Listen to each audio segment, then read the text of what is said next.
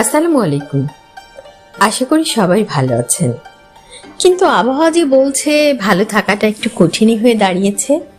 বাইরে প্রচন্ড রোদ আর ঘরে বারবার লোডশেডিং, একটা হাঁসফাঁস অবস্থা। গরমে আমরা সবাই নাজেহাল। আজকের ভিডিওতে আমরা জানাবো এই তীব্র গরমে নিজেকে সুস্থ রাখার কিছু কার্যকরী টিপস, আর বিদ্যুৎ বা কারেন্ট না থাকলে ঘর কিভাবে কিছুটা ঠান্ডা রাখা যায় সেই ব্যাপারটি। পুরো ভিডিওটি না টেনে শেষ পর্যন্ত দেখুন, কারণ আজকের তথ্যগুলো আপনার জীবনে একটু হলেও সহজ করবে।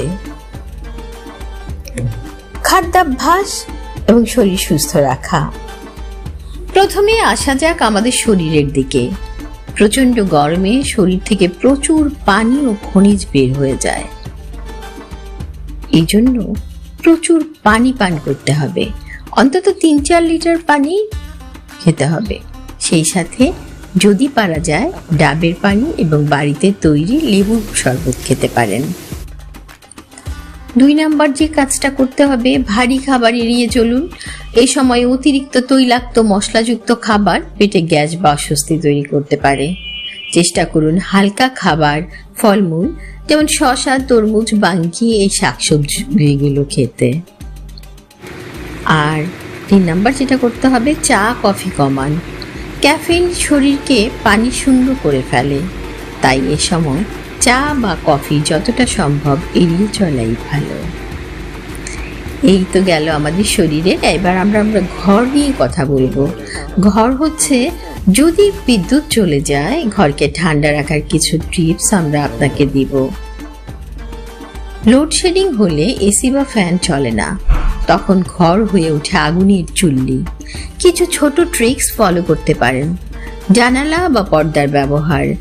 দিনের বেলা রোদ যখন কড়া থাকে তখন দক্ষিণ ও পশ্চিমের জানালাগুলো বন্ধ রাখুন এবং ভারী পর্দা ব্যবহার করুন।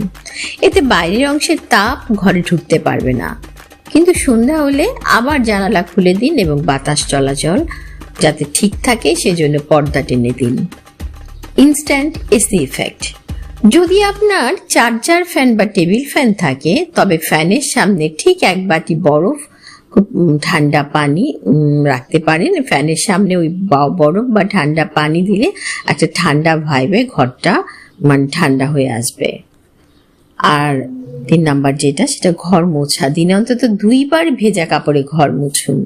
মেঝে ভেজা থাকলে বাষ্পীভবনের কারণে ঘরের তাপমাত্রা অনেকটাই কমে যায়।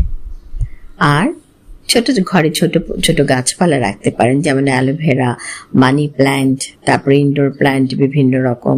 এগুলো থাকলে বাতাস যেমন বিশুদ্ধ হয়, পাশাপাশি ঘর ঠান্ডা রাখতেও সাহায্য করে। এছাড়াও আপনি মেনে চলবেন কিছু ব্যক্তিগত সতর্কতা, যেমন পোশাক। সব সময় হালকা রঙের ঢিলে ঢালা পোশাক পরতে হবে। সিনথেটিক বা গাঢ় রঙের কাপড়ে বেশি তাপ শোষণ করে এবং বেশি গরম লাগে। বাইরে বের হলে ছাতা ব্যবহার করুন। পানির বোতল সাথে রাখুন। চাইলে রোদ চশমা ব্যবহার করতে পারেন।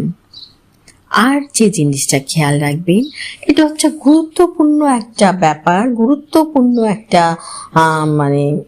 লক্ষণ, যেটা আমাদের যদি শরীরটাকে এমন লাগে, যদি অতিরিক্ত মাথা ব্যথা করে, বমি বমি ভাব লাগে, মাথা ঝিমঝিম করে, তবে দেরি না করে ঠান্ডা ছায়াযুক্ত স্থানে বিশ্রাম নিন। এটি হিট স্ট্রোকের লক্ষণ। এখন যেটা বলতে চাই, গরম তো আমাদের হাতে নেই, কিন্তু সচেতনতা তো আমাদের হাতে। আজকের এই টিপসগুলো আপনার কেমন লেগেছে কমেন্ট করে জানান।